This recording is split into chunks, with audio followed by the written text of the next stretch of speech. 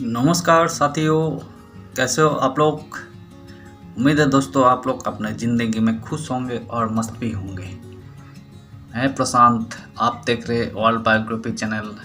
इस चैनल में हम अच्छे चीज़ों की बायोग्राफी करते हैं, सेलिब्रिटी की और नाइस प्लेस की जानकारी भी देते हैं। तो आज के वीडियो में हमने इस्लाम धर्म के प्रवर्तक हज़रत मोहम्मद के बारे में आपको जानकारी देंगे। आज हम उनकी बायोग्राफी में उनकी जीवनी को हमने सजाया है। टोटली जानकारी इस वीडियो में हम देने वाले हैं। जितना तत्व को हमने इकट्ठा किए थे उसको हम सजा के बायोग्राफी के रूप में पेश कर रहे हैं आपके सामने। तो चलिए शुरू करते हैं हज़रत मोहम्मद की जीवनी।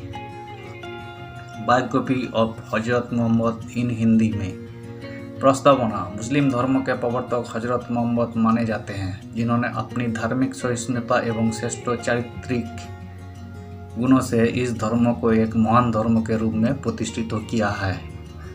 मानवीय आधार पर इस धर्म की स्थापना करके उन्होंने आपसी सद्भाव और मैत्री का संदेश दिया था। सभी मनुष्यों को ईश्वर की संतान बताते हुए उन्होंने धार्मिक सद्भाव वो एकता का पाठ पढ़ाया। जन्म परिचय।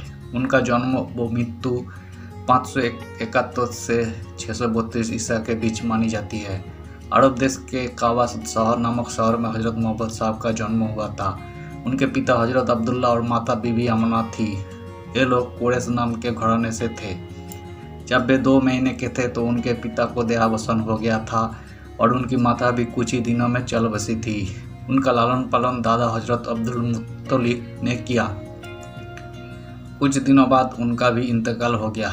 अपने इंतकाल के से पहले मोहम्मद साहब की जिम्मेदारी उनके चाचा अबू तालिब को सौंप दी, जिन्होंने बड़े ही प्रेम और चाव से उनकी देखभाल की।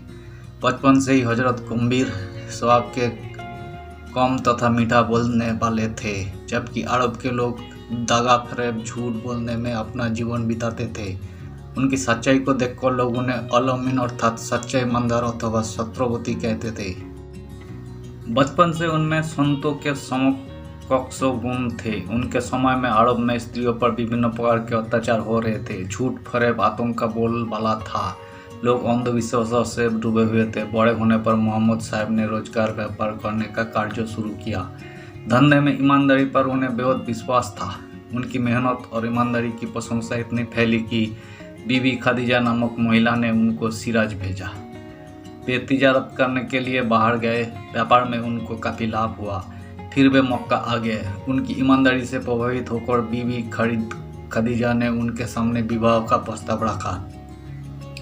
उनकी अवस्था 24 वर्षों थी तथा बीबी खदीजा उनसे काफ़ी बड़ी थी। सुंदर आदर्श विवाहित जीवन निभाते हुए उनके 3 लड़के और 4 लड़कियां हुईं।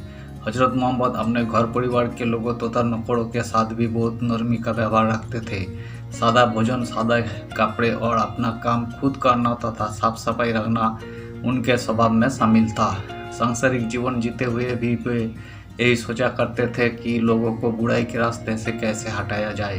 कभी कभी रेगिस्तान के एकांत में घंटों बैठे इस विषय पर गहन चिंतन किया करते थे। उस समय वे खाने पीने की सूध भी भूल बैठते थे। रेगिस्तान में गाढ़े हाड़ा नामक एक खो थी। वहाँ अवसर वे ध्यान लगाते थे। एक दिन गहे हरा में ध्यानमग्न अवस्था में खुदा के एक फरिश्ते ने दिव्य रूप धारण करके उनके समक्ष कहा, ले पढ़ अपने पालन करने वाले खुदा के नाम से। तब फरिश्ते ने उन्हें सीने से लगाया तो उन्होंने फरिश्ते द्वारा कही गई सभी आयतें सही से ही दोहरा दी। तू ही खुदा का पैगंबर है, जा खुदा की एकता की बातें बता। इस तरह अनपढ़ पैगंबर हज़रत मोहम्मद ने अल्लाह के हुक्म से फरिश्ते जबरील के द्वारा दिए गए संदेश को 7वें स्वर्गों से लाकर वर्तमान रूप में लोगों को सुनाया। मोहम्मद साहब ने जो संदेश लोगों को सुनाया उसका उन्हें काफ़ी विरोध सहना पड़ा। अल्लाह से धर्मों के प्रचार का आदेश मिला था। मक्का में उन्होंने यही संदेश जनता में दिया। इस संदेश को सुनकर जनता ने तो उन्हें अपना पैगंबर मान लिया, किंतु कुरैशी के लोग ईर्ष्या करने लगे। विरोध इतना बढ़ा कि मोहम्मद साहब को मदीना की ओर प्रस्थान करना पड़ा। मक्का से मदीना तक की यात्रा की घटना 20 जून 822 ईस्वी को हुई। उनके 2 पुत्रों और 4 पुतिया विरोधियों से संघर्ष में मारे गए। उस रेगिस्तान की भरी गर्मी में अंतिम लड़ाई में उनका एक बेटा और एक बेटी फातिमा ही बच पाई। भूखे प्यासे बच्चे के लिए बार बार पानी मांगने पर भी लोगों ने उन्हें पानी नहीं दिया। बेटी फातिमा वहाँ शहीद हो गई। अपने बेटे की कुर्बानी के समय उन्होंने कहा, ऐ मेरे बच्चे, मैं ख्वाब देख रहा हूँ और तुम्हें जी भोग कर रहा हूँ, तुम्हारी क्या राय है?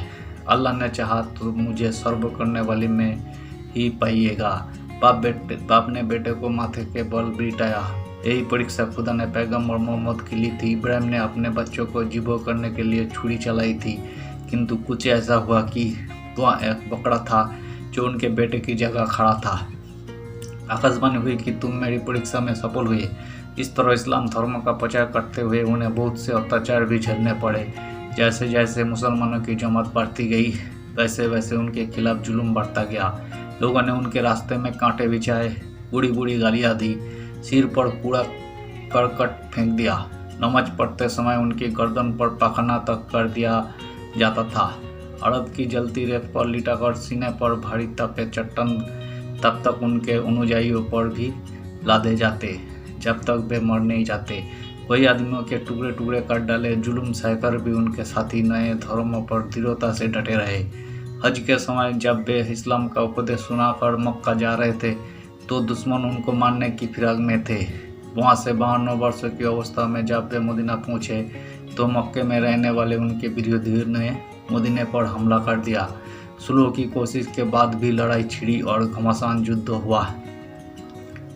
करबला के मैदान में उनके नवासे ने शहादत पाई। करबला की जंग में अपने बात और साथियों के साथ लड़ते हुए उन्होंने जालिमों से समझौते नहीं किए। 6 माह का मासूम अस्कर हजरत अब्बास कासिम आदि ना जाने कितने जानिसां इस्लाम के लिए कुर्बान हुए। इस तरह अल्लाह के घर काबा का निर्माण हुआ।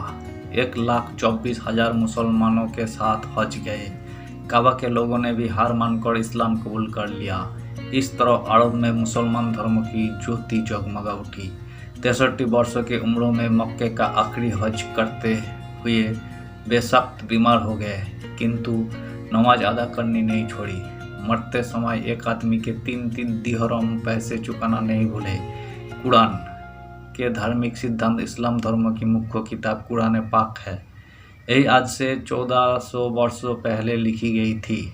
इसमें इस्लाम धर्म के सिद्धांतों का व्यावहारिक रूप पता चलता है। अरबी, फारसी, उर्दू, हिंदी, अंग्रेजी, जर्मन, फ्रेंच आदि भाषाओं में इसका अनुवाद किया गया है। कुरान में हजरत मोहम्मद साहब की आयतें लिखी गई है। यही पुस्तक पैगंबर साहब तथा उनके चेलों के द्वारा 23 वर्षों में खुदा की सुनी हुई आकाशवाणी के आधार पर कुरान में उतारी गई। यही पुस्तक इस्लाम की बुनियाद है। इस धर्म के मुख्य सिद्धांतों में ईश्वर की एकता, भाईचारा रखना, स्त्रियों और गुलामों की मदद करना, दिन में 5 बार मक्के की ओर मुँह करके नमाज पढ़ना, शुक्रवार के दिन सामूहिक रूप से नमाज में भाग लेना, अपनी आमदनी का 2.5% हिस्सा दान देना, जीवन में एक बार हज जाना प्रमुख रूप से है। हजरत मोहम्मद साहब के चमत्कार। मोहम्मद साहब ने अपने जीवन में बहुत से चमत्कार किए जिसमें उन्होंने बुराई को अच्छाई में परिणत कर दिया था। इस प्रकार उन्होंने एक दुष्ट महिला का हृदय परिवर्तन किया। जब हजरत मोहम्मद साहब उसके घर के पास से होकर नित्य गुजरते थे तब वही महिला उनके सिर पर कूड़ा कटकर फेंक देती थी। एक बार जब वे वहाँ से गुजरे तो उनके सिर पर कूड़ा करकट नहीं गिरा। ऐसे में हजरत साहब यही सोचने लगे कि आखिर बात क्या है। उन्हें बुढ़िया की बीमारी के बारे में पता चला तो वे उसकी खैर खबर पता करने उसके घर गए। मोहम्मद साहब का इतना अच्छा वर्ताव देखकर बुढ़िया इस कदर लज्जित हुई कि उसने मुसलमान धर्म ग्रहण कर लिया। उसका नाम अजमत था। इस तरह बदर के युद्धों में अनेक कुरैश युवक मोहम्मद का सिर कट कर लाने का संकल्प कर चुके थे।